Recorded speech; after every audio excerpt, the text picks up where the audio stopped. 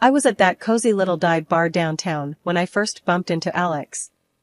My friend, Jess, dragged me there after work, promising it'd be a chill night. Little did I know, it would change everything. "Come on, Tasha, it'll be fun.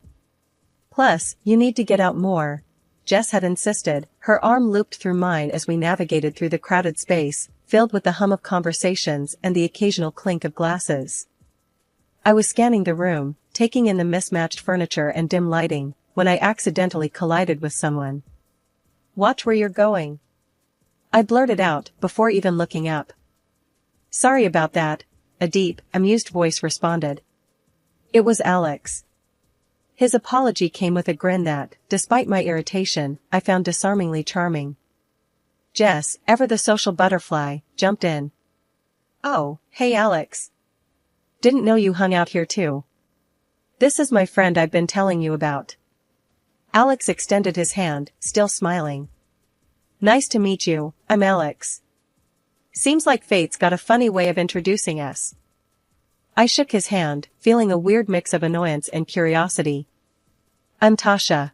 I'm sure fate's got better things to do," I retorted, trying to match his casual demeanor. We found a table, and the night unfolded with laughter and stories. Alex worked as a manager at a car company, a job that seemed to suit his confident, easygoing nature. "You gotta roll with the punches, you know? Can't let the small stuff get you down," he said at one point, shrugging off a question about work stress. I talked about my job as a kindergarten teacher, how every day was a mix of chaos and joy. Kids are brutally honest, no filters whatsoever. "But it's refreshing, keeps you grounded," I explained. As the night wore on, I found myself drawn to Alex's straightforwardness and sense of humor. He didn't mince words, and neither did I. It was comfortable talking to him. "You two seem to hit it off," Jess teased, nudging me as Alex went to grab us another round of drinks. "I guess he's not too bad," I conceded, watching him navigate through the crowd with an ease that seemed to come naturally to him. When Alex returned, he handed me a beer, our fingers brushing slightly. "Thought you might like this one. It's my favorite." "Thanks," I said, taking a sip. It was good, actually. "So, what's a car company manager doing in a dive bar like this? Shouldn't you be at some fancy cocktail place?" Alex laughed, a genuine, hearty sound. "Nah, this is more my speed. Real people, real conversations. None of that pretentious crap." The night ended with promises to meet up again, no specifics, just a mutual understanding that we'd both like that. As Jess and I walked back to her car, she nudged me. "See? I told you it'd be fun." And we didn't disappoint her by getting married 6 months later. After 5 years of trying and failing to start a family, life decided to throw us another curveball. My father-in-law, the one person in Alex's family who'd always been kind to me, passed away. That left Eleanor, my mother-in-law, all alone in that big, creaky mansion of hers. Alex thought it'd be a good idea to move in with her. "It's the right thing to do," he'd said one night, trying to sound convincing. "She's all alone now, and we can save some money on rent." I wasn't buying it. "Live with Eleanor? Are you out of your mind? She's made it pretty clear she can't stand me," I shot back, frustration boiling over. Our apartment might have been cramped, but it was our space, free from judgmental glares and snide remarks about my inability to conceive. Alex sighed, running his hands through his hair. "I know it's not ideal, but she's my mom, and she needs us. Plus, we're barely scraping by as it is." I knew he was right about the money, but the thought of facing Eleanor's cold shoulder every day was like agreeing to live in a lion's den. "Fine," I finally agreed, but the minute she starts in on me about not having kids, I'm not holding back. The day we moved in, Eleanor greeted us with a forced smile that didn't reach her eyes. "Welcome," she said, her voice as chilly as the drafty halls of the mansion. "I suppose we'll have to make do with each other." "Thanks, Mom. We really appreciate it," Alex replied, ever the diplomat. I just nodded, not trusting myself to speak. The first few weeks were tough. Eleanor made no secret of her displeasure at having me around. "You're doing it all wrong," she'd snipe as I tried to navigate my way around the kitchen or tidy up the living room. Her words were like barbs, each one a reminder that I was an outsider in her world. One evening, as I was attempting to make dinner, Eleanor came in, watching me like a hawk. "You're cutting the vegetables too big," she commented, her voice dripping with disdain. I clenched the knife a little tighter, my patience wearing thin. "Well, Eleanor, why don't you show me how it's done, then? Since you're the expert," I shot back, the words bitter on my tongue. She huffed, crossing her arms over her chest. "I shouldn't have to. A proper wife would know how to do these things." That was the last straw. "Look, I'm here because your son asked me to be, not because I enjoy your company. So, how about you back off and let me cook?" Eleanor looked taken aback, her mouth opening and closing like a fish out of water. For a moment, I thought she might actually apologize, but then she turned on her heel and left the kitchen, muttering something about ungrateful children. A few months into our living arrangement with Eleanor, Alex hit me with a bombshell over breakfast. "I've been thinking, maybe you should quit your job and stay home," he said, not meeting my eye. I almost choked on my coffee. Quit my job? Why on earth would I do that? He shuffled his feet, looking uncomfortable. "Well, with Mom's health and all, we need someone to take care of her. And the house. It's a lot, and hiring a nurse plus a housekeeper? That's gonna drain us dry." I was floored. "So, you want me to become what? A full-time maid and nurse?" The thought of leaving my job, the kids I taught, it felt like he was asking me to give up a part of myself. "It's not like that," Alex protested. "It's just temporary. Until we figure something else out." I spent days mulling over it, arguing back and forth. In the end, the financial logic won out, but it felt like defeat. "Fine, I'll do it. But this is temporary, right?" I said, the word temporary tasting bitter. Transitioning from a kindergarten teacher to a full-time housewife was rough. I missed the chaos of the classroom, the joy of seeing a child's eyes light up when they learned something new. Instead, I found myself knee-deep in laundry, dust, and the endless task of trying to please Eleanor. At first, Eleanor seemed to take a perverse pleasure in critiquing my every move. "You're not cleaning that right," she'd say, watching me struggle with the ancient vacuum cleaner that seemed to cough dust rather than collect it. Or during dinner, "This chicken is dry. Didn't your mother teach you how to cook?" I bit my tongue, reminding myself this was all temporary. But as the days turned into weeks, something shifted. Maybe it was the day Eleanor found me crying over a burnt casserole, or maybe she just got tired of eating poorly seasoned food, but she started to soften. "Here, let me show you how to make my meatloaf," she offered one day, her voice lacking its usual sharpness.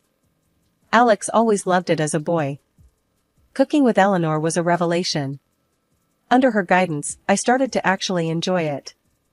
We found common ground in the kitchen, of all places. I even began reading to her, newspapers at first, then novels. Our conversations grew, branching out from the mundane to the personal.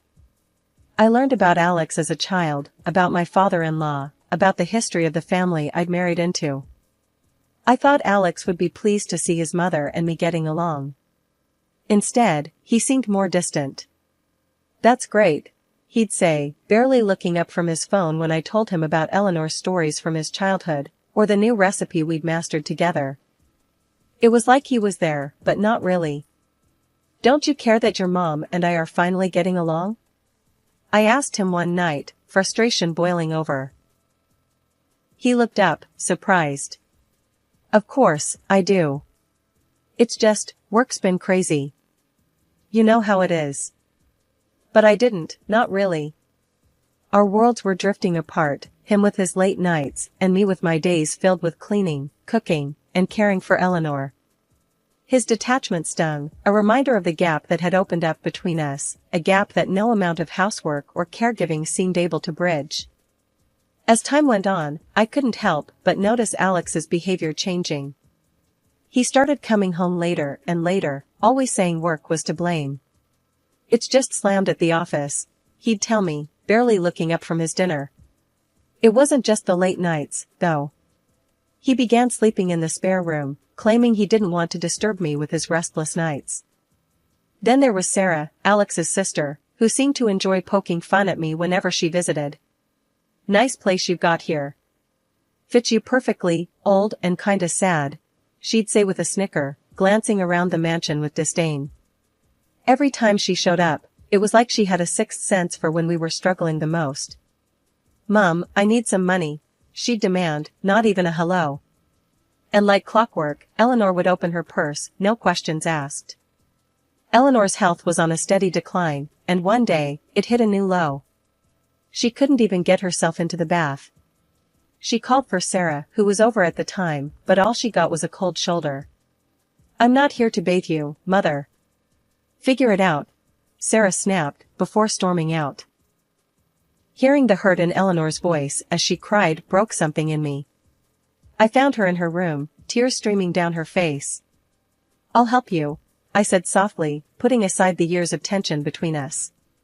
From that day on, our relationship took a turn I never expected. She started opening up, treating me more like a daughter than an unwanted guest. Amidst all this, Alex dropped another bombshell. He'd bought an apartment near his work. "It's easier with the late hours. Saves me the commute," he explained one evening, almost as an afterthought.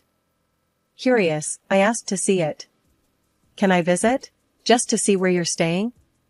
His reaction was swift and sharp. "It's just a basic place, nothing to see. Not a museum." The real kicker came from Eleanor, of all people.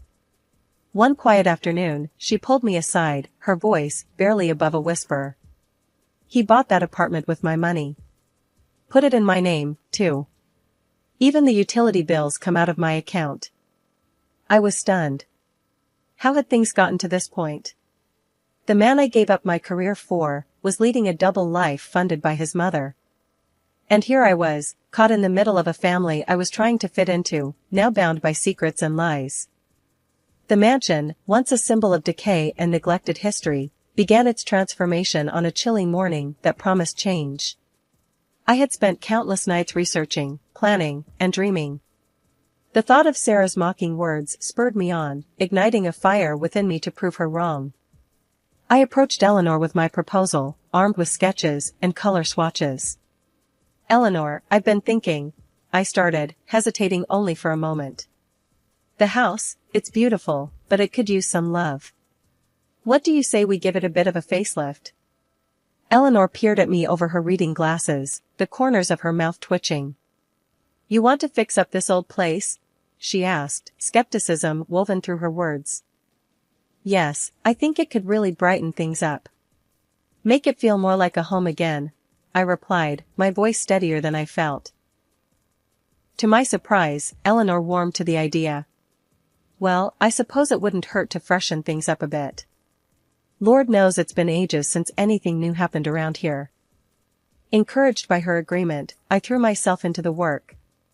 The days blurred into a symphony of paint splatters, wallpaper glue, and the screech of sandpaper against wood. Eleanor would often sit by, watching as I transformed her home, piece by piece.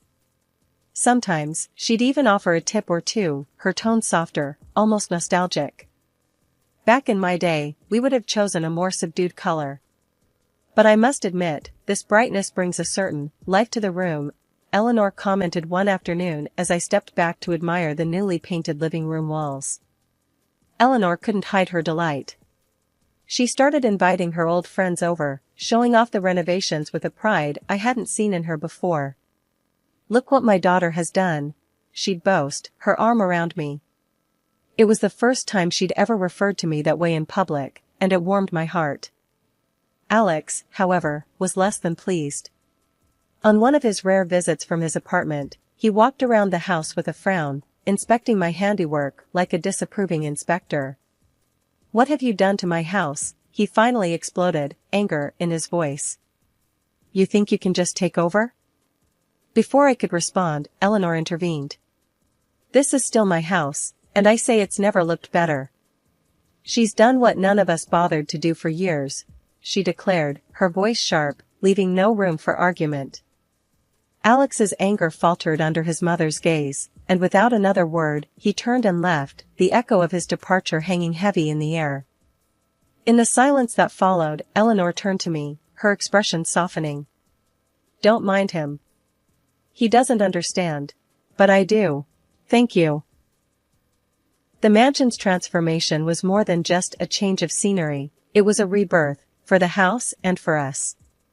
In repairing its walls, I had somehow begun to mend the fabric of our family, weaving Eleanor and me closer together. The day Eleanor fell ill, everything changed. The doctors said it was a stroke, and suddenly, the mansion felt more like a tomb than a home. I was there, every day, at the hospital, holding her hand, talking to her even when she couldn't respond. Alex? Sarah? They were nowhere to be seen. It was as if they couldn't be bothered, their own mother lying there, a shadow of her former self. When Eleanor finally came home, it was a bittersweet victory. She was bedridden, a mere whisper of the formidable woman she once was. That's when Alex and Sarah decided to show up, not out of concern, but greed. I overheard them one day, in the drawing room, voices low but greedy. The house should go to me, Alex was saying. I'm the eldest. It only makes sense. Sarah snorted. You think I'm just going to step aside? She promised me the jewelry, the antiques. I've got plans for those. Their mother, their own flesh and blood, was lying helpless, not 10 feet away, and here they were, divvying up her possessions like vultures circling a carcass. Fury boiled inside me. I stormed into the room, unable to hold back. How dare you? She's still here, still fighting, and this is how you honor her? By fighting over her things like she's already gone? They turned to me, surprise and irritation flashing in their eyes. This is family business, Alex snapped. Stay out of it. Sarah just sneered. What would you know about it? You're just the help. But I wasn't just the help. I was the one who stayed by Eleanor's side, the one who cared. So, I did what they couldn't. I took care of her, day and night. I learned how to do the exercises the physiotherapist recommended, gently coaxing her limbs to move. I massaged her stiff muscles, encouraging circulation, whispering encouragement as if my words could heal. And slowly, miraculously, Eleanor began to improve. First, it was a flicker of movement, then a mumbled word. Days turned into weeks, and she started eating on her own, taking shaky steps around her room. Alex and Sarah couldn't hide their disappointment, their greedy plans crumbling as Eleanor regained her strength. I don't understand, Alex muttered one day, watching his mother navigate the hallway with her walker. I thought the doctor said. They underestimated her. I cut in, not bothering to hide my disdain. Seems like you did, too. Eleanor, for her part, seemed to thrive on proving them wrong. With every step, every word, she reclaimed a piece of herself that had been lost to the stroke. And I, who had once felt like an outsider in this family, found a sense of purpose and belonging I hadn't known I was missing. And then the unexpected happened, a second stroke, and Eleanor passed away. The day of the funeral was draped in a somber gray, the sky mourning Eleanor as much as any of us. The service had just ended, the air still thick with grief and whispered condolences, when Alex made his entrance. Not alone, but with a woman clutching his arm and 2 young children in tow. The whispers grew louder, curiosity and shock mingling in the air. This is Marissa, my wife, and these are our kids, Alex introduced them, his voice devoid of the hesitation I'd expected. My world, already unsteady from loss, seemed to tilt further. Your wife? I echoed, the words bitter on my tongue. And you think you can just waltz back here and take over? Alex's gaze was defiant. This is my family's home. We belong here. Sarah's laughter cut through the tension. Looks like you're out, dear. Mum's money, the house, it's all going to be properly managed now. Their audacity left me reeling, but I was spared from responding by the arrival of the notary, a briefcase in hand. If I may, it's time to read Eleanor's will. We gathered in the living room, the very heart of the mansion Eleanor had loved so dearly. The air was thick with anticipation and, on my part, a sliver of hope. Alex and Sarah were smirking, confident in their victory, until the notary's words shattered their expectations.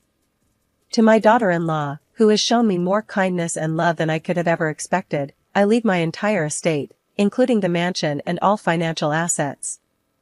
The room went silent. Alex's face turned a shade of red I hadn't seen before, while Sarah's mouth hung open in disbelief. "This can't be right," Alex exploded. "She's manipulated everything."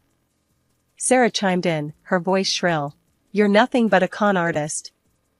The notary, unfazed, pressed a button on a small device he'd pulled from his briefcase. Eleanor's voice filled the room, her image appearing on a screen. "I've made my decision with a clear mind," she said, looking directly into the camera. "My son and daughter have been absent, concerned more with what they could inherit than with me. But she has been by my side, caring, loving. She is my family." The video left Alex and Sarah speechless, their accusations dying on their lips. The revelation of Eleanor's true feelings, her acknowledgement of my loyalty and care, was a vindication I hadn't known I needed. Alex, defeated and angry, stormed out, Marissa and the children trailing behind him. Sarah, her dreams of wealth evaporated, slinked away without another word. The mansion, once a battleground of wills and familial duty, was now truly mine. But it felt hollow without Eleanor. I wandered its halls, her words echoing in my heart. She is my family. Starting fresh, right after the will reading that flipped my world upside down, I didn't waste any time. I filed for divorce from Alex faster than you'd believe. It was clear as day that whatever we had was buried under lies and betrayal. Plus, with the mansion and that apartment now legally mine, I had the grounds to kick him out. "You need to leave," I told him, my voice firm, leaving no room for argument. "The apartment, it's mine now. You and your new family need to find somewhere else." Alex tried to argue, his face red with anger and frustration. "You can't just throw us out. Where are we supposed to go?" "That's not my problem anymore." "You made your choices, Alex," I shot back, tired of his excuses, tired of the drama. He left, cursing under his breath, and that was that. He and his second family started hopping from one rental to another. I heard through the grapevine that it wasn't going well for him, but that piece of news didn't stir anything in me anymore. Adjusting to the quiet after the storm of betrayal and legal battles was no easy feat, but I found solace in the familiar walls of the mansion, now truly mine. It was during one of these quiet afternoons, as I was enjoying a rare moment of peace in the garden, that Sarah showed up, looking more worn down than I'd ever seen her. "Hey," she called out, her voice lacking its usual bite. "Can we talk?" I stood up, brushing the dirt from my hands. "Sure, Sarah. What's on your mind?" She shuffled her feet, looking anywhere but at me. "I'm in a bit of a bind. The debts, they're piling up, and She choked on her words, the bravado that had defined her now gone. I crossed my arms, the weight of her past actions hanging between us. "You're asking me for money." "It's not just for me. I've got nowhere else to turn," she admitted, finally meeting my gaze. The part of me that had endured her laughter, her scorn, wanted to turn her away. But standing there, I realized that holding on to anger would only weigh me down. "Sarah, I can't help you. Not after everything." Her face fell, the last shred of hope vanishing. I get it. I was horrible to you and Mom. I just thought, maybe it's time you faced the consequences of your actions." "Like I had to," I said, not unkindly. "You need to figure this out on your own." She nodded, a resigned acceptance in her posture. "Yeah, I guess I do." Without another word, she turned and walked away, leaving me alone with my thoughts. In the weeks that followed, I threw myself into my work, reconnecting with friends and slowly rebuilding the life that had been upended. The mansion, once a battleground of familial strife, began to feel like a home again. I found joy in small things, like the way the morning light filtered through the windows or the laughter of friends gathered in the newly renovated kitchen. Alex and his new family, Sarah and her debts, became distant echoes of a life I had once been a part of. In letting go, I found peace and a sense of freedom I hadn't known I was missing.